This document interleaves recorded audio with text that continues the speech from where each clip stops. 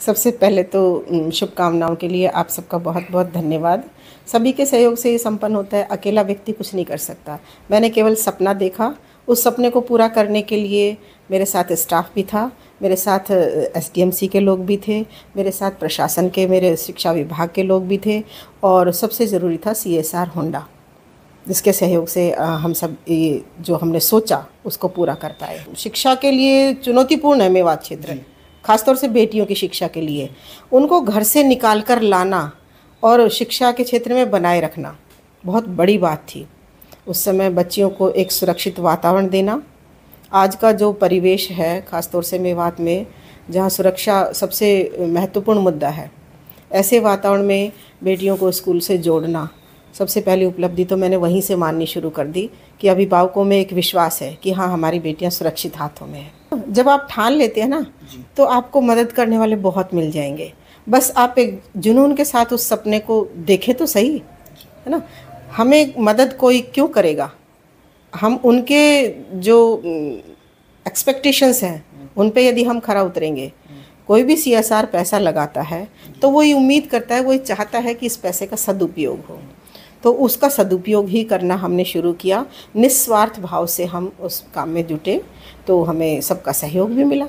शिक्षकों के लिए तो बस एक यही संदेश है कि हमारे सामने क्लास में जो बैठा बच्चा है ना, उसको अपना बच्चा मान के जिस दिन हमने काम करना शुरू कर दिया ना, तो प्रत्येक सरकारी विद्यालय, हमारे इस होंडा के जो विद्यालय था बेटियों के लिए महल नुमा जो विद्यालय है, वैसा विद्यालय होगा, वैसे बच्चे होंगे और हर क्षेत्र में हमारी बेटियां आगे रहेंगी। मुझे जहां कहीं भी थोड़ी सी भी कमी दिखाई देने लगी न, कहीं भी, उसको मैंने एज ए नवाचार ही शुरू किया।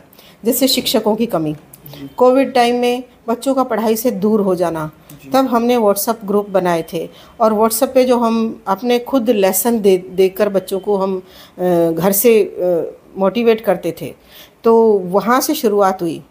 स्टाफ की शॉर्टेज थी, होंडा से फिर सहयोग लिया, स्मार्ट क्लास चाहिए। छोटे बच्चों को पढ़ाई में रुचि नहीं थी, तो क्यों ना कुछ ऐसा इंटरेस्टिंग पैदा किया जाए जो किताबों से अलग हो, तो डिजिटल लैब मांग की उनसे और होंडा ने हर समय सपोर्ट किया। 60 टैबलेट्स की डिजिटल लैब है, जिसमें 1ली से 8वीं तक के विद्यार्थी स्वयं अपना टैबलेट खोलते हैं, अपना पासवर्ड डालते हैं, उनके सारे सब्जेक्ट उसमें फीड हैं और उसमें जब वो खुद अपने प्रश्न हल करते हैं, जो प्रश्न उनको किताबों में ऐसा लगता था कि बोझ है, वो बड़े चाव के साथ उसको करते हुए आगे बढ़ते हैं। तो एक तो नवाचार ये था। लर्निंग को कभी बोझ नहीं बनने दिया, खेल खेल में लर्निंग, बच्चों के साथ स्वयं खेलने भी लग जाते हैं। जब कोई टीम तैयार हो रही होती है तो बीच में हमारी PTI मैडम के साथ जाके चलो आज अपन ये खेलते हैं, तो बच्चों का हौसला बढ़ता है। तो ये एक तरह से नवाचार रहे। और गार्ड्स की 2 गार्ड शायद किसी भी सरकारी विद्यालय में नहीं होंगे, क्योंकि अभिभावकों को लगना चाहिए कि बच्चे सुरक्षित स्थान पे जा रही हैं, तो एक दिन में और एक रात में 2 गार्ड्स की व्यवस्था रही।